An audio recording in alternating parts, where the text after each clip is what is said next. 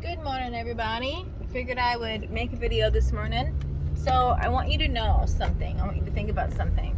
Okay, first of all, I am not a nutritionist. I can give you nutrition suggestions. I can give you some information, but I cannot make you a meal plan. I can help you with macros and calories. And it just depends on what your goals are. So my 15-year-old son recently went to the doctor just for a normal checkup. He never gets sick. They never do. So they haven't been in a while. And he found out that he weighs a lot more than he wants to weigh, but he is really solid and he's got a little extra meat on him. So I kind of was explaining the difference between a Siberian Husky and a Lab. If any of you know, Siberian Huskies are extremely lean, athletic, light. They're a lot less pounds than they look, and Labs are solid as hell. Even if they're not overweight, you can have the same size dog to a Husky and they can weigh a lot more. So I was explaining to him how.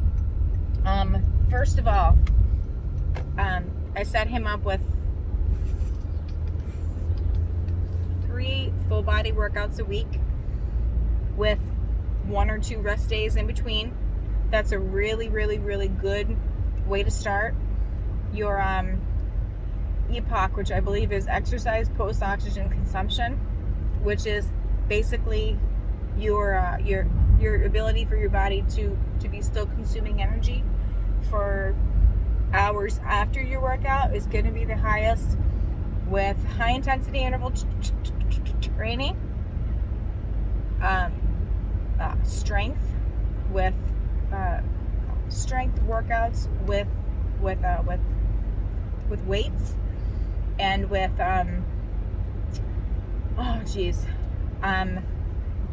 the metabolic conditioning, which is a lot of what CrossFit workouts are. They're higher intensity, but they're weights and stuff. So basically everything except cardio. So so for him, I do not want to add a bunch of cardio in. I'm only going to give him 1 or 2 cardio workouts a week. I might even give him only 1 dedicated cardio workout and 1 that gets his heart rate a little bit higher during his full body workout. Believe me, when I do my heavy weights every morning, I can get my heart rate to 155, 160 easy. And I'm not doing cardio. So the other thing that I was explaining to him is that that I wanted him to download MyFitnessPal. For the first 3 days, and this is what I recommend everybody, you just write down what you eat. Don't worry about making it a certain way.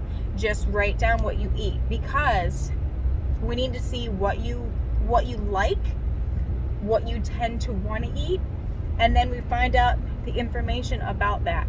The goal behind that is because you need to like what you're going to eat. You need to be able to at least somewhat look forward to what you're going to eat, because if you don't like it, you're not going to want to do it, and you're going to fall off the wagon, because it'll mess with your mindset. I am a firm believer in the 80-20 rule. 80% un or very, very low processed kinds of food, which means think about how many processes did it have to get to be what it is from where it originally came from. Chopping a carrot is technically processing it. I'm not talking about that. I'm talking about like a pepperoni or something. Think about that. So anyway, I was telling him how so we get back to writing down everything he eats, so that we're able to tell, that's got a little protein but a whole lot of fat. And I don't mean that in a bad way. Sometimes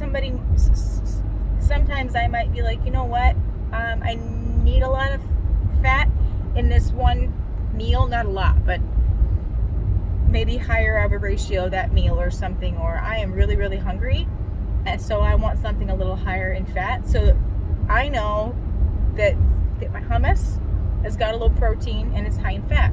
So, and it's also very calorie dense. So like sometimes I'll pack that as part of my lunch at work on a Saturday when I don't have time to really eat. You know what I mean? So it's you're not writing all these down so that you get like a reprimand for what you're eating. That's not what it is.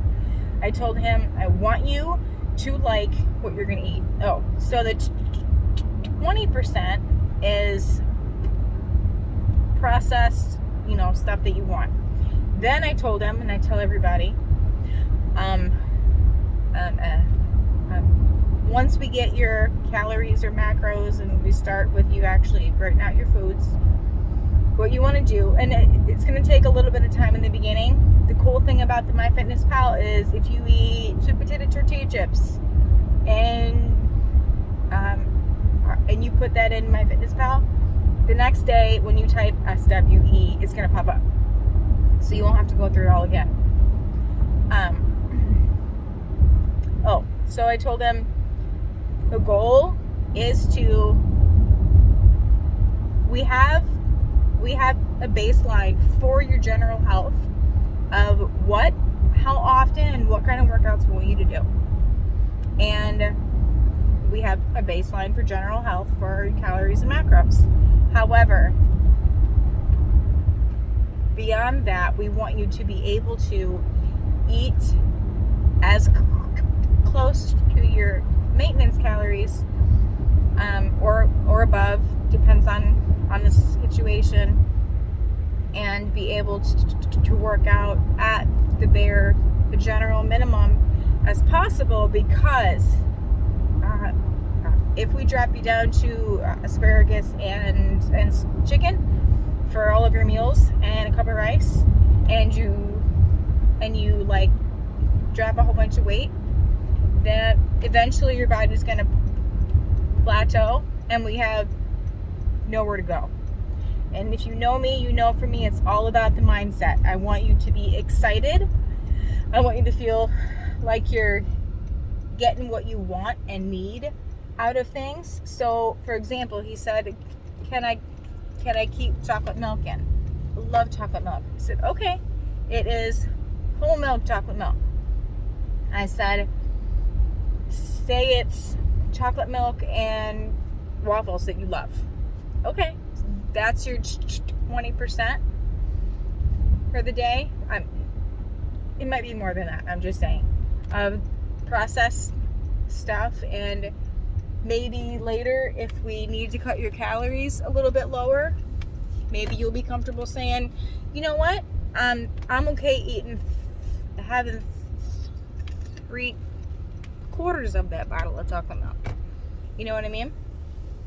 So I just want you to know, yes, I have an education in this. It's also not a bunch of rocket science, and it shouldn't feel like it's a punishment. So reach out.